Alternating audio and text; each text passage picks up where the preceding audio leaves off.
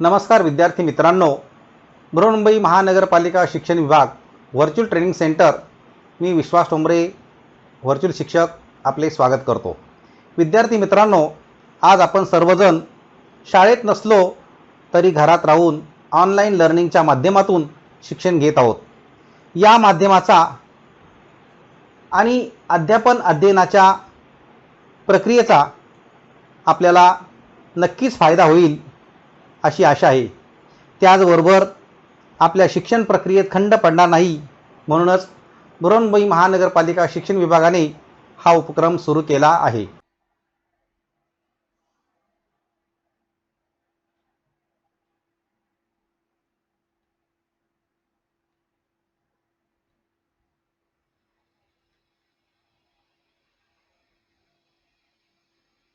इयत्ता 9वी आपला विषय आहे भूगोल। यामध्ये आपण प्रकरण क्रमांक 12 पर्यटन, मानवी भूगोल पर्यटन या भागाचा अभ्यास करणार आहोत। आता पर्यटनाच्या बाबतीमध्ये आपण हे जे पर्यटन आहे, पर्यटन जी काही पर्यटनाची जी काही स्थळं असतात, प्रमुख स्थळं, त्यामध्ये आपण संपूर्ण भारतभर, जगभर हे पर्यटन करू शकतो। आता पर्यटनाचं जे काही स्वरूप आहे ते जर आपण पाहिलं तर आपले राहते ठिकाण सोडून वेगवेगळ्या ठिकाणी भेट देणे, त्यातून आपण आनंद मिळवतो, मनोरंजन होत असतं, व्यापारही करत असतो आणि निवासही करत असतो। अशा उद्देशांनी हा जो एक प्रवास केलेला असतो आणि असा जो प्रवास केला जातो त्याला पर्यटन असं म्हणतात।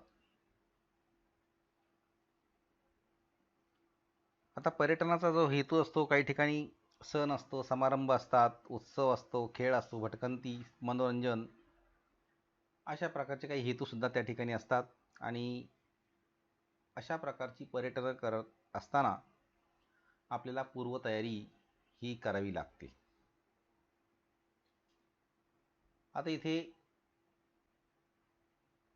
काही पर्यटनांची आपल्याला नावं दिलेली आहे, जसं समुद्रकिनाऱ्यालगतची ठिकाणे, ऐतिहासिक ठिकाणे, अभयारण्ये आणि उद्याने, राष्ट्रीय उद्याने, थंड हवेची ठिकाणे, त्याचबरोबर धार्मिक ठिकाणे, अशा प्रकारची पर्यटनं ही आयोजित केलेली असतात। आपणही आपल्याला जे ठिकाण आवडतं त्या ठिकाणी आपण भेट देऊ शकतो। जसं समुद्रकिनाऱ्यात आहे, ऐतिहासिक ठिकाणं आहे, अभयारण्य आहे, थंड हवेची ठिकाणं, धार्मिक ठिकाणं। आता समुद्रालगतची ठिकाणे असे अनेक आहेत, ज्या ठिकाणी किनारे आहेत। अलिबागचा जसं समुद्रकिनारा आहे, ऐतिहासिक ठिकाणी जसं वेरूळ अजिंठा लेणी आहे, अभयारण्य जसं म्हटलं की ताडोबा अभयारण्य, संजय गांधी अभयारण्य, राष्ट्रीय उद्यान, थंड हवेची ठिकाणं जरी म्हटलं तर या ठिकाणी आपल्याकडे एक जवळच माथेरानसारखं एक ठिकाण आहे। त्याचबरोबर भारतामध्ये सुद्धा मोठ्या प्रमाणात थंड हवेची ठिकाणं आहेत। कुलू मनाली वगैरे अशी। नंतर धार्मिक ठिकाणं जरी म्हटलं तर धार्मिक ठिकाणं तर अनेक आहेत। त्यामध्ये अनेक आपले जे काही देवदेवता आहेत त्या ठिकाणी आपण भेट देऊ शकतो आणि यातून आपण जो प्रवास करतो तो म्हणजे पर्यटन।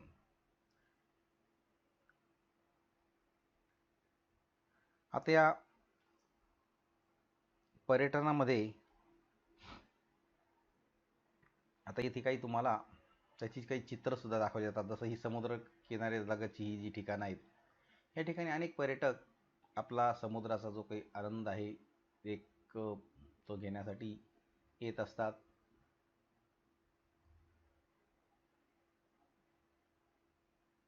कारण महाराष्ट्राला मोठ्या प्रमाणामध्ये सागरी किनारा लाभलेला आहे आणि त्यामुळे अनेक पर्यटक त्या सागरी किनाऱ्याला भेटी देतात वेगवेगळ्या ठिकाणी. काही किल्लेसुद्धा आपले समुद्रामध्ये आहेत. त्याचबरोबर ऐतिहासिक पर्यटन, ऐतिहासिक वास्तू ज्या आहेत त्या ऐतिहासिक वास्तूची काही इथे चित्र दाखवली गेलेली आहेत. किल्ले आहेत.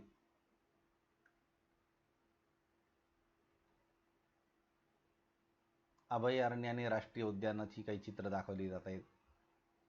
जशी मी मगाशी नावं सांगितली की ताडोबा अभयारण्य, संजय गांधी राष्ट्रीय उद्यान अशा प्रकारची काही उद्यानं आहेत की ज्या ठिकाणी वन्य प्राणीसुद्धा आहेत.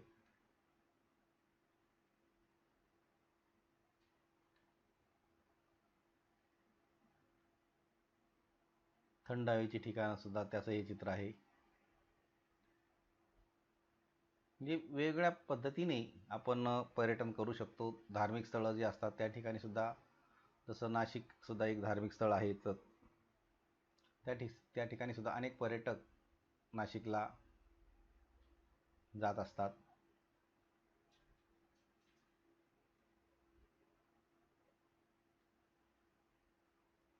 म्हणजेच आपण विविध हेतूंनी जवळचा अथवा दूरचा प्रवास करतो. जसं उदाहरणार्थ सण समारंभ, उत्सव, खेळ, भटकंती, मनोरंजन यासारखे.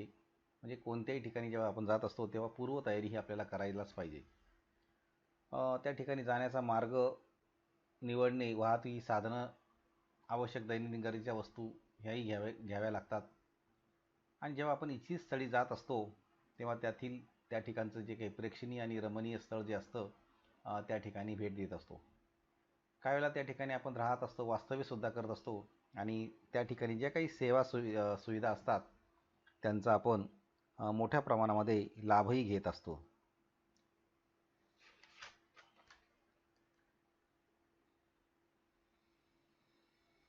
वास्तविक पाहता हे जे पर्यटन असतं, हे पर्यटन जेव्हा करत असतो तेव्हा आपण आपलं जे काही मूळचं जे काही घर असतं ते आपण ते ठिकाण सोडत असतो.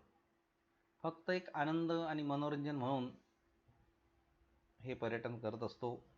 त्याचा तो प्रवास करत असतो आणि तो प्रवास म्हणजेच आपण पर्यटन त्याला म्हणत असतो. आता इथे सुद्धा काही चित्र आहेत. वेगळे माणसं त्या ठिकाणी ही आलेली इथे दाखवली गेलेली आहेत. आता चित्रामध्ये काही वस्तू दिलेल्या आहेत.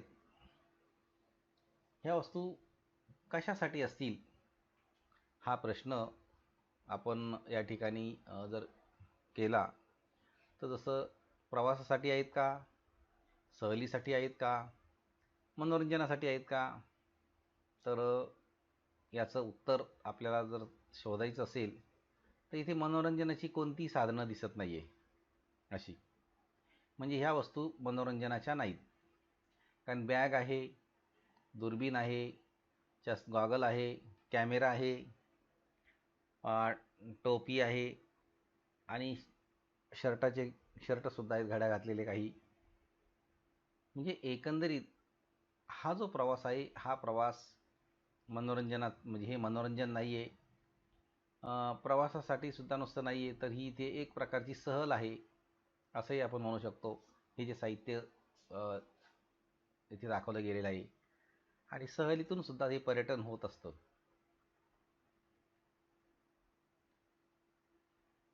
आता इथे आपल्या नकाशामध्ये अनेक प्रकारची ठिकाणं दाखवलेली आहेत. मग त्यामध्ये थंड हवेची ठिकाणं आहेत, अभयारण्य आहे, त्याचबरोबर समुद्रकिनारी असलेली स्थळंसुद्धा दाखवलेली. तर आपण तो नकाशासुद्धा बघू शकतो आणि त्या नकाशामधून आपण त्याची एक यादी आपल्याला करायची आहे. जशी थंड हवेच्या ठिकाणांची यादी करायची आहे, नंतर अभयारण्य कोणती त्याची यादी करायची आहे, समुद्रकिनारी असलेली स्थळं कोणती त्याची यादी करायची आहे. तर या नकाशामध्ये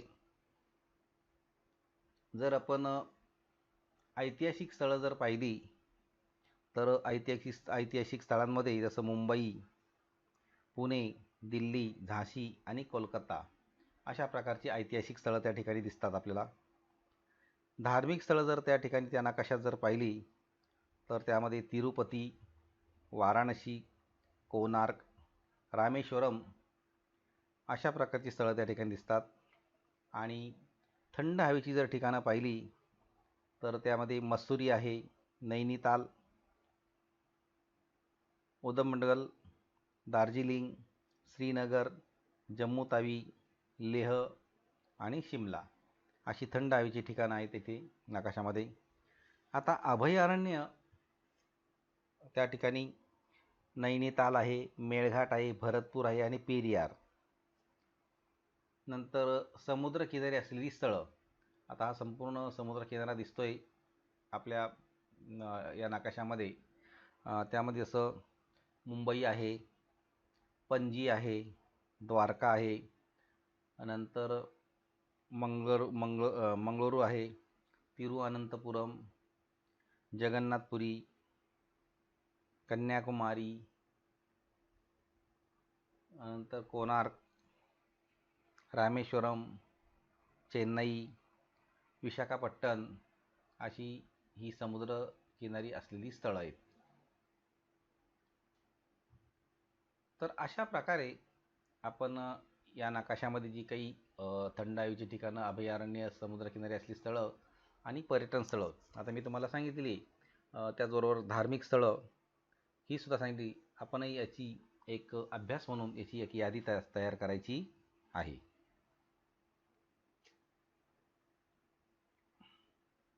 आता हे सुद्धा एक चित्र दाखवलं जाते. इथे खूप मोठ्या प्रमाणात लोक आहेत, कारण हे सुद्धा एक धार्मिक स्थळ आहे आणि यात्रा भरलेली उत्सव आहे आणि त्याचं हे चित्र आहे.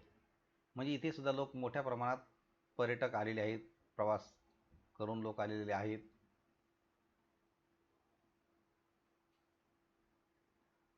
दुसरं चित्र आहे अभयारण्याचे दिले.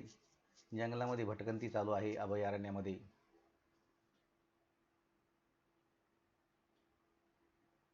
तिसरं चित्र आहे समुद्र पर्यटन. म्हणजे मोठ्या प्रमाणात लोक किनारी आलेले आहेत आणि त्या ठिकाणी जी काही बोट आहे त्या बोटीचा आनंद घेण्यासाठी तिथे आलेले आहेत. त्यानंतर आरोग्यविषयक पर्यटन आहेत. काही योगा करतात, शिबिराचं आयोजन केलेलं असतं. काही खेळसुद्धा खेळले जातात, साहसी खेळ त्याला म्हणतात. आणि समुद्राखालील जीवसृष्टीचा जो एक काही भाग आहे त्याच्यावर सुद्धा निरीक्षण केलं जातं त्याचंही. आता इथे आपण या पर्यटनाचे जर प्रकार पाहिलेत तर जसं एक वेगवेगळ्या प्रकारची पर्यटन आपल्याला दिसतात. एक सांस्कृतिक पर्यटन दिसतं, एक खेळासाठी जे आहे त्याचा एक भाग दिसतोय स्पोर्ट्सचा. नंतर आरोग्यविषयक आहेच आणि वेगवेगळ्या काही काल्पनिक म्हणजे किंवा एक हेतू मनामध्ये ठेवून एक प्रवास केलेला असतो त्याचंही इथे पर्यटन आहे. म्हणजे ॲडव्हेंचर टुरिझम जसं म्हणतात. नंतर मेडिकल टुरिझम, कल्चरल टुरिझम, नंतर स्पोर्ट टुरिझम आणि गॅमलिंग टुरिझम. तर असेही त्याचे काही भाग या पर्यटनाचे आपल्याला दिसतात.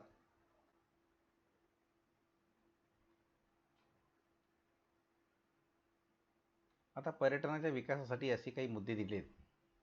त्यापैकी आपल्याला कोणता मुद्दा योग्य वाटतो तो सोडून जो अयोग्य वाटतो तो दुरुस्त करून आपण पुन्हा त्याचं विश्लेषण करू शकतो. जसं पर्यटन विकासासाठी देशातील लोकांचे आर्थिक उत्पन्न जास्त असले पाहिजे. पर्यटन विकासासाठी देशातील लोकांचे आर्थिक उत्पन्न जास्त असले पाहिजे. तर हा जो मुद्दा आहे हा तेवढासा योग्य होऊ शकणार नाही आहे. पर्यटन विकासासाठी देशातली आर्थिक उत्पन्न जास्त असलंच पाहिजे असं नाही आहे. तसं तर तुम्ही पर्यटन करू शकता. देशांतर्गत पर्यटनाला चालना दिली पाहिजे, हे तर बरोबरच आहे, योग्य आहे. इतर देशातील पर्यटकावर बंदी आणली पाहिजे. इतर देशावर पर्यटकावर जर बंदी आणली तर आपल्याला जे काही आर्थिक उत्पन्नाचा जो काही भाग आहे तो तसा जास्त मिळणार नाही आहे. पर्यटकांना सुरक्षित प्रवासाची हमी दिली पाहिजे, बरोबर आहे, सुरक्षित प्रवास त्यांना हमी दिलीच पाहिजे. देशाचा सांस्कृतिक वारसा जतन केला पाहिजे, हेही बरोबर आहे की जेव्हा आपण पर्यटकाच्या भागात जात असतो म्हणजे ज्या ज्या ठिकाणी जात असतो जसं धार्मिक स्थळं असतात, प्रेक्षणीय जी प्रेक्षणीय स्थळं असतात त्या त्या ठिकाणी ज्या काही जुन्या काळातल्या काही वास्तू असतात त्याचं कोणत्याही प्रकारचं नुकसान होणार नाही ह्याची आपण काळजी घ्यायला पाहिजे. दुसरे ह्या संस्कृतीचा मान राखला पाहिजे. बरोबर आहे, आपण आपला देश जरी आपली संस्कृती महत्त्वाची असली परंतु दुसऱ्या देशाच्या संस्कृतीचा सुद्धा अवमान होणार नाही हेही तितकंच महत्त्वाचं आहे. पर्यटन व्यवसायासाठी शासकीय सवलती आणि प्रोत्साहन दिले पाहिजे. जर अशा प्रकारच्या शासकीय सवलती जर मिळाल्या तर अनेक लोक पर्यटन करू शकतील. आंतरराष्ट्रीय खेळातील सहभाग वाढवला पाहिजे.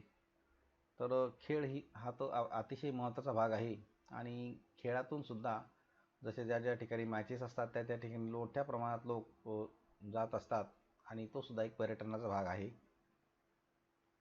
जाहिरातीद्वारे पर्यटनास चालना दिली पाहिजे. तर जाहिरातीबरोबर आहे, जर जाहिराती जर दिल्या की प्रेक्षणीय स्थळांच्या वगैरे अशा, तर त्यातून मोठ्या प्रमाणात पर्यटक हे त्या ठिकाणी जाऊ शकतात.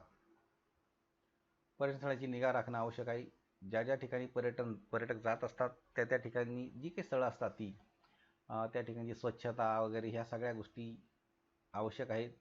आणि जर स्वच्छता जर चांगली असेल तर त्या ठिकाणी त्या जे लोक जातील त्यांनासुद्धा कोणत्याही प्रकारच्या रोगराईचा सामना करावा लागणार नाही आहे आणि त्यांना त्या ठिकाणची स्वच्छता आहे म्हणूनच ते जास्तीत जास्त लोक त्या ठिकाणी जातील येतील. विविध क्षेत्रातील योगदान देणाऱ्या प्रसिद्ध व्यक्तीच्या वास्तूचे स्मारक म्हणून जतन केले पाहिजे. हेही बरोबर आहे की आपल्या देशामध्ये अनेक संत महंत समाजसुधारक समाजसेवक होऊन गेलेले आहेत आणि त्यांची स्मारकसुद्धा अनेक ठिकाणी आहेत. परंतु त्यांनी ज्या ज्या क्षेत्रामध्ये आपलं योगदान दिलेलं आहे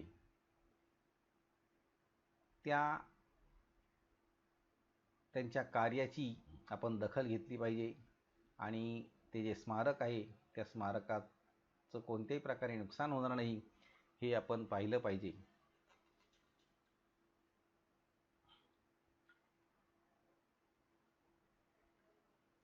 त्याचबरोबर पर्यटन विकासासाठी आवश्यक असे काही मुद्दे आहेत ते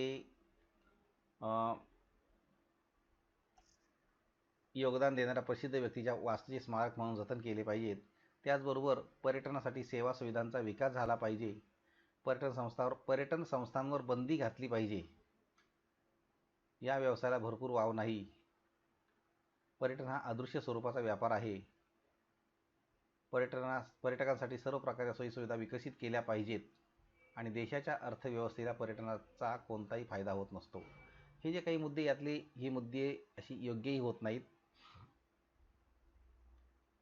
इतर स्थळांची सुप्त क्षमता विकसित केली पाहिजे आणि गड किल्ल्यांचा विकास केला पाहिजे.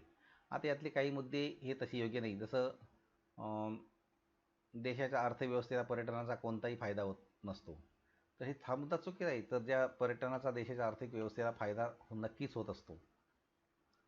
जसं पर्यटन संस्थांवर बंदी घातली पाहिजे हाही मुद्दा चुकीचा आहे. जर मोठ्या प्रमाणामध्ये पर्यटक जर येत असतील तर त्याचा देशाच्या उत्पन्नावर त्याचा परिणाम होत असतो आणि तो देशासाठी फायदेशीर असतो आणि म्हणून अशा काही वास्तू आहेत त्याचं जतन केलंच पाहिजे. गड किल्ले यांचा विकास केला पाहिजे आणि पर्यटक ज्या येतात त्यावेळेला पर्यटकांसाठी आकर्षक प्रकारच्या सोयीसुविधासुद्धा पुरवल्या पाहिजेत. हे सगळं जर केलं तर मोठ्या प्रमाणामध्ये पर्यटक त्या त्या ठिकाणी येऊ शकतील. मग आता जसं इथे एक असा भाग आहे की पर्यटन स्थळं आणि भारताची प्राकृतिक रचना यांचा जर संबंध जर लावला आपण तर पर्यटन स्थळं आणि भारताची प्राकृतिक रचना यांचा जवळचा संबंध आहे. भारताच्या विविध प्राकृतिक रचनामध्ये विविध पर्यटन स्थळं विकसित झालेली आहेत. भारतातील पर्वतीय प्रदेशात जसं जम्मू श्रीनगर नैनिताल मसुरी दार्जिलिंग उधमगड इत्यादी थंड हवेची ठिकाणं आहेत आणि त्याचबरोबर पठारी प्रदेशामध्ये उज्जैन पुणे जबलपूर यासारखी पर्यटन स्थळं आहेत. मैदानी प्रदेशामध्ये वाराणसी अलाहाबाद आग्रा अशा प्रकारची पर्यटन स्थळं आहेत. वाळवंटी प्रदेशात जैसलमेर जोधपूर यासारखी पर्यटन स्थळं आहेत आणि किनारी भागामध्ये मुंबई पणजी मंगळुरू कन्याकुमारी चेन्नई अशा प्रकारची पर्यटन स्थळं आहेत. म्हणजे एकंदरीत पर्यटन स्थळं आणि भारताची प्राकृतिक रचना यांचा अगदी संबंध आहे, हे आपण लक्षात घेतलं पाहिजे. इथे सुद्धा एक चित्र दाखवलेलं होतं.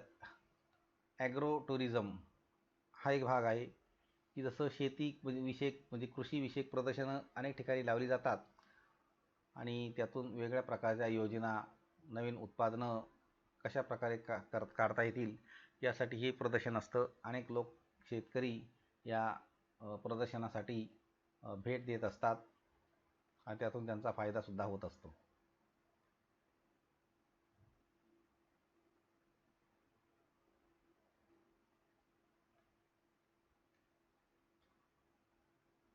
आता पर्यटन महाराष्ट्र विकास मंडळ MTDC यांनी सुद्धा अनेक प्रकारच्या योजना कार्यान्वित केलेल्या आहेत.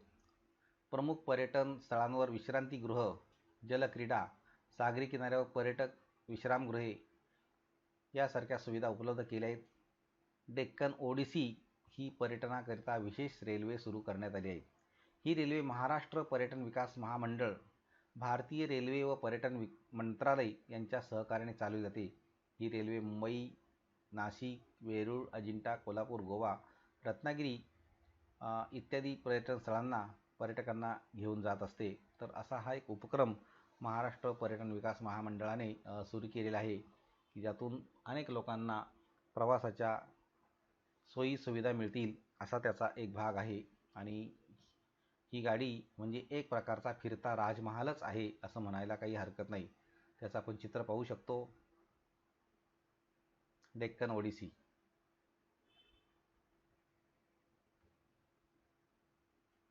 गाडीची बाहेरचा भाग पाहिला, आता आतला जर भाग पाहिला आपण तर अगदी राजेशाही थाट कसा आहे अशा प्रकारचा या गाडीमध्ये भाग आहे. फर्निचर, चेअर, टेबल हे सगळं अगदी व्यवस्थित आहे राजमहालासारखं, आणि म्हणून त्या गाडीला राजमहालाची उपमा ही देण्यात आलेली आहे.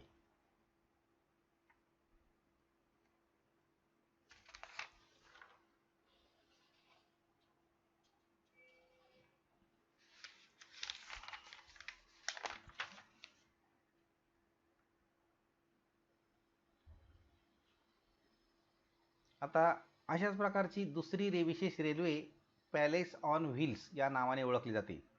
ही रेल्वे दिल्ली, जयपूर, उदयनपूर, भरतपूर, आग्रा, दिल्ली असा प्रवास करते. अनेक देशी विदेशी पर्यटक या रेल्वेचा आनंद घेत असतात. भारतीय रेल्वेने पर्यटनाचे खास आकर्षण म्हणून पारदर्शक छताचा डब्बा विस्टोडम असलेली रेल्वे गाडी नुकतीच सुरू केली आहे. ही रेल्वे विशाखापट्टणम ते किरंदल मार्गावर धावते. या रेल्वेमध्ये संपूर्ण वातानुकूलित आणि काचेची छत असलेला डब्बा आहे. यामध्ये बसून अराकू खोरे, अनंतगिरी, घाटमाथा, बोरा गुहा यासारखे निसर्ग समृद्ध प्रदेशाचं विहंगम दृश्य आपल्याला अनुभवता येणार आहे. अशा प्रकारची सुद्धा पॅलेस ऑन व्हील्स नावाची ही गाडी आहे. त्याचं सुद्धा इथे एक चित्र आपल्याला दाखवलं जाते, पॅलेस ऑन व्हील्स.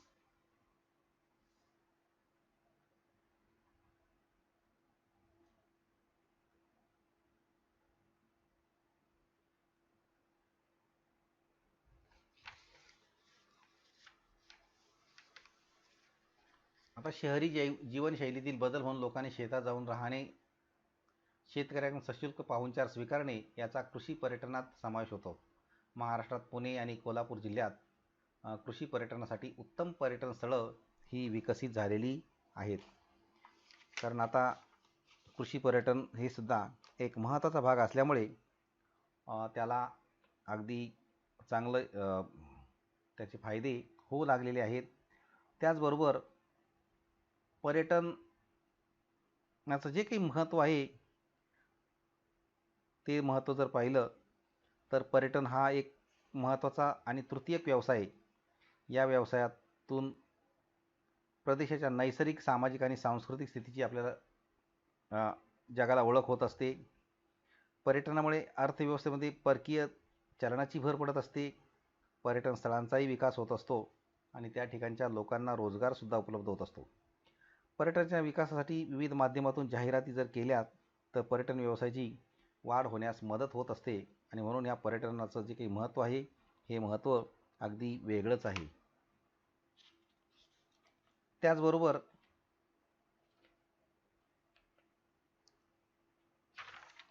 पर्यटनाच्या बाबतीमध्ये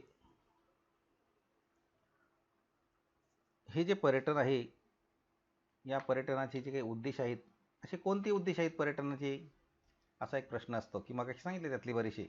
मग त्यातले पर्यटनाचे उद्देश कोणकोणते असतात ते जर आपण पाहिलं तर आनंद मिळवणे, मनोरंजन करणे, व्यापार करणे, निवास करणे, वैद्यकीय सेवा प्राप्त करणे, ग्रामीण लोकसंस्कृतीचा अनुभव घेणे आणि धार्मिक कार्य करणे, अशा प्रकारचे हे पर्यटनाचे उद्देश असतात.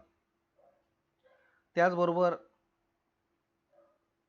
पर्यटन विकासातून कोणकोणत्या संधी निर्माण होत असतात हा एक प्रश्न आपल्याला यामधून घेऊ शकतो आपण. पर्यटन विकासामधून जसं उपहारगृहे, दुकाने, वाहतूक सेवा, मनोरंजन, निवासस्थाने, वैद्यकीय सेवा, व्यापार आणि बँकिंग सेवा, अशा प्रकारचा सुद्धा फायदा त्या ठिकाणी घेता येईल आणि त्या संधीसुद्धा उपलब्ध आपल्याला करून घेता येतील. आता पर्यटनाच्या ठिकाणी येणाऱ्या समस्या मोठ्या प्रमाणात असतात, परंतु त्यावर उपायसुद्धा आपल्याला निर्माण करायचे असतात. त्या समस्या कोणत्या असतात की जसं निवासस्थानाच्या अभावाची एक समस्या असते, वाहतुकीची सेवा पुरेशा प्रमाणात उपलब्ध नसण्याची शक्यता असते, पर्यावरणीय समस्या आहेत, वैद्यकीय सेवांचा अभाव असण्याची शक्यता आहे आणि संपर्क साधनांची उपलब्ध नसल्याची समस्यासुद्धा त्या पर्यटनाच्या स्थळी असू शकते. परंतु त्यावर उपाययोजना ज्या आहेत त्याचा जर विचार केला आपण तर शासनाने पर्यटनाच्या ठिकाणी वाजवी मोबदल्यात पुरेशा प्रमाणात निवासाची व्यवस्था उपलब्ध करून देणे, वाहतुकीच्या जलद सेवा खेडोपाड्यापर्यंत पोहोचवणे, पर्यटन ठिकाणी स्वच्छता निरीक्षकांची नियुक्ती करणे आणि त्यांना पर्यटन स्थळे स्वच्छ राहण्यासाठी आवश्यक त्या उपाययोजना राबवण्याचे अधिकार देणे, नंतर पर्यटनस्थळी वैद्यकीय सेवा नियमित स्वरूपात उपलब्ध करून देणे आणि सुलभतेने संपर्क साधता यावा यासाठी पर्यटक संपर्क कक्ष निर्माण करणे, अशा ह्या समस्येवर उपायसुद्धा आपल्याला करता येतील. त्याचबरोबर आणखी इथे जसं म्हटलं की आणखी प्रश्न आहे की पर्यटनासाठी जाताना कोणकोणती पूर्वतयारी करावी लागते.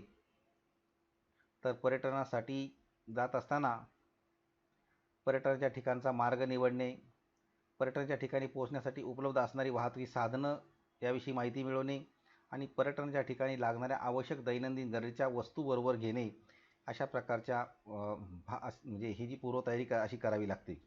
नंतर मग आता एक प्रश्न आहे याच्यामध्ये असा की पर्यटन म्हणजे काय, हा महत्त्वाचा भाग आहे. जसं पहिलाही सांगितलं की पर्यटन म्हणजे काय, तर आपलं राहतं ठिकाण सोडून वेगवेगळ्या ठिकाणी भेट देणे, आनंद मिळवणे, मनोरंजन करणे, व्यापार करणे, निवास करणे इत्यादी उद्देशांनी प्रवास केला जातो, असा प्रवास म्हणजेच पर्यटन होय, की ज्यामध्ये सण समारंभ, उत्सव, खेळ, भटकंती, मनोरंजन यासारखे हेतू